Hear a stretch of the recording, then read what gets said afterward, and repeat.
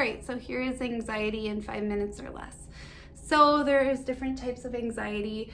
There's generalized anxiety, OCD, PTSD, social anxiety, and panic disorder.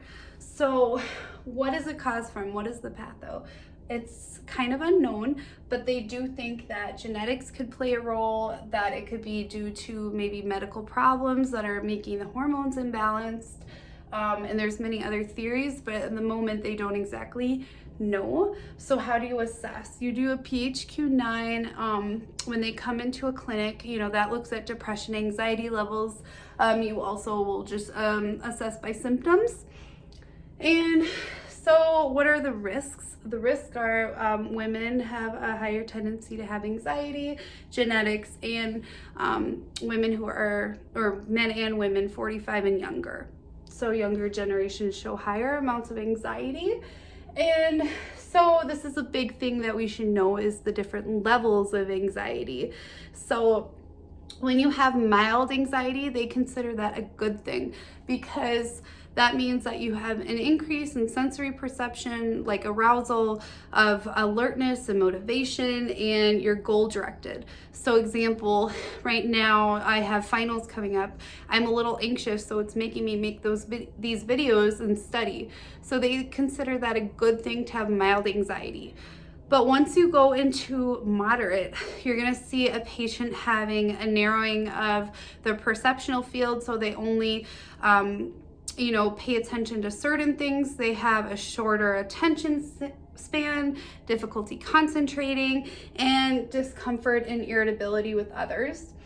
And then you get to the severe level, which is, the highest level for generalized anxiety disorder. Panic disorder is its own little disorder. It's its own little type.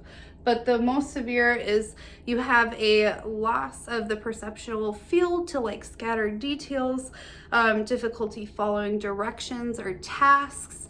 You feel feelings of dread, horror. You cannot solve problems. You could have nausea and trembling. You could have increased heart rate. So like palpitations and tachycardia, sweating, all that, severe anxiety. And there is a big difference between a severe anxiety attack and a panic attack. With severe anxiety, you know where you are. It's not like you are going to die at that moment. You're just super overwhelmed to the point where you have these manifestations. But then a panic attack is its own little thing. So with a panic attack, you have an inability to process environmental stimuli. So it doesn't matter where you are. For example, I had someone I knew that was in a Target and had a panic attack, and she forgot where she was. And that was the end of that. She was feeling like she was about to die. There was terror. There was a feeling of doom, loss of rational thought. Some patients too, they can have dilated pupils and increased heart rate and blood pressure.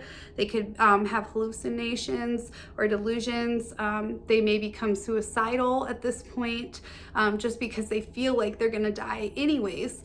And so there's an immobility in fight or flight. So it's a very severe form of anxiety. And so how are we going to treat that? It's called anxiolytic, which is just a fancy word for anxiety medications. So the first one that they use with patients is benzodiazepines, which is PAM. So our one that we should know prototype is lorazepam. Otherwise, in that category that doesn't have PAM is alprazolam, which is Xanax. And then barbiturates, we don't really need to know much about that, but phenobarbital is the example for that.